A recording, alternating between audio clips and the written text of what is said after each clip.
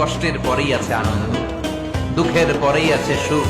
আপনি সমস্যায় পড়েছেন, ওই সমস্যার সমাধানও আছে না নাই? এই পৃথিবীতে এমন কোন সমস্যা আছে যেটা সমাধান নাই? কথা বলেন।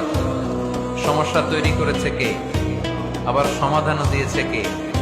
আল্লাহ doesn't create a lock without its key. আল্লাহ কখনো চাবি না বানাইয়া ওইটার তালা বানায় নাই। কথা কর। তালাও যেহেতু আছে, ওই তালার চাবিও বানিয়েছে কে? মা আনজালাল্লাহু দাআন ইল্লা আনজালাল্লাহু লাহু শিফা। আল্লাহ দুনিয়ায় এমন কোন রোগ পাঠায় নাই যে রোগের ঔষধ বানায় নাই, এমন কোন রোগ নাজিল করে নাই যে রোগের কোন চিকিৎসা বানায় নাই, হয়তো সেটা আবিষ্কার হয় নাই। অনেকে ক্যান্সারের কথা বলতে পারেন যে হুজুর ক্যান্সার এমন রোগ, এই ক্যান্সার তার নাই কোনো অ্যান্সার, কিন্তু বিজ্ঞানীরা বলতেছে এটারও অ্যান্সার আবিষ্কৃত হচ্ছে। সুবহানাল্লাহ কইবেন না? কিছু কিছু ক্ষেত্রে হয়েও গিয়েছে।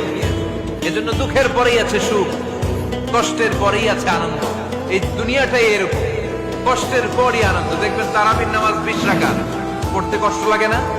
কোমরে ব্যথা, হাঁটুতে ব্যথা, কিন্তু 20টা রাকাত যখন শেষ করে মসজিদ থেকে বের হই, একটা আনন্দ আছে না নাই?